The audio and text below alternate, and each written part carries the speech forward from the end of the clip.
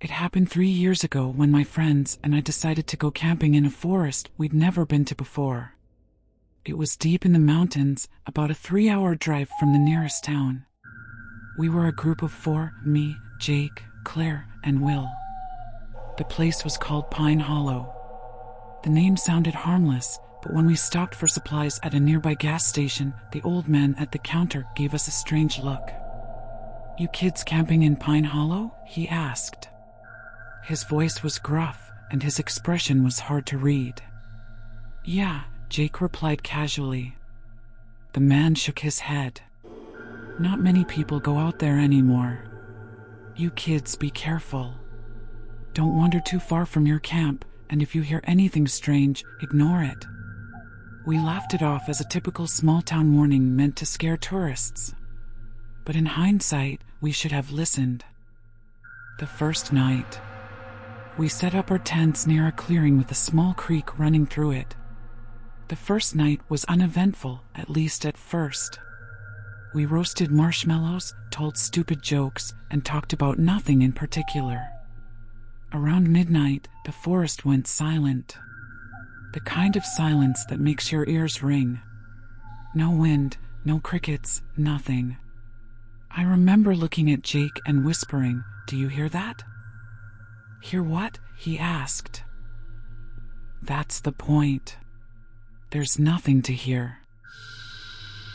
Just as I said that, we all heard it. A faint sound in the distance, like someone whistling a tune. It was slow and off-key, and it didn't seem to come from any direction. It just floated through the trees. Will joked, probably just some hiker trying to freak us out. But none of us really believed that. The stranger by the creek. The next day, we explored deeper into the forest. It was beautiful, but something about it felt off. The trees seemed taller than normal, and the paths twisted in ways that didn't make sense. Claire stopped at one point and pointed to the ground. "Guys, look at this." The dirt trail was covered in footprints, but they weren't ours. They were bigger, and they didn't look human. The toes were elongated, almost claw-like, and they led off into the dense woods. We tried to laugh it off, saying it was probably some kind of animal. But we all knew better. That night, as we sat around the fire, Claire suddenly gasped. "There's someone by the creek," she whispered. We all turned to look. Sure enough, there was a figure standing near the water. It was too dark to see any details, but the person was tall and unmoving. Jake shouted, "Hey! Who's there?" The figure didn't respond. It didn't move. It just stood there, watching us. "Forget it. Let's just stay here," I said. But deep down, I knew that wasn't the end of it. The final night. On the last night, things got worse. Around 2 a.m., I woke up to the sound of footsteps outside my tent. I stayed perfectly still, listening. It wasn't just one set of footsteps, it sounded like multiple people walking in circles around our campsite. I unzipped my tent just a little and peeked out. My heart nearly stopped. There were figures, 3 or 4 of them, standing just outside the ring of light from our fire.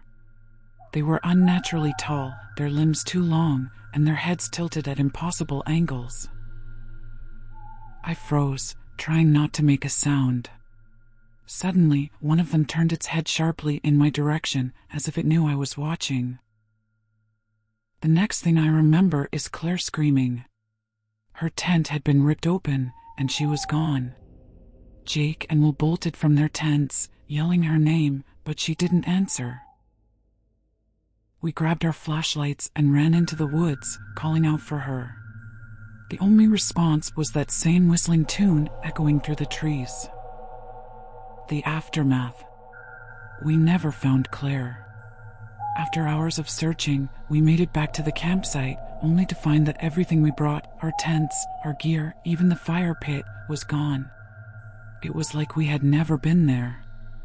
We reported Claire's disappearance to the authorities, but they didn't believe us when we told them about the figures or the whistling. They said she probably got lost, but they never found her body. To this day, I still hear that whistling tune in my dreams.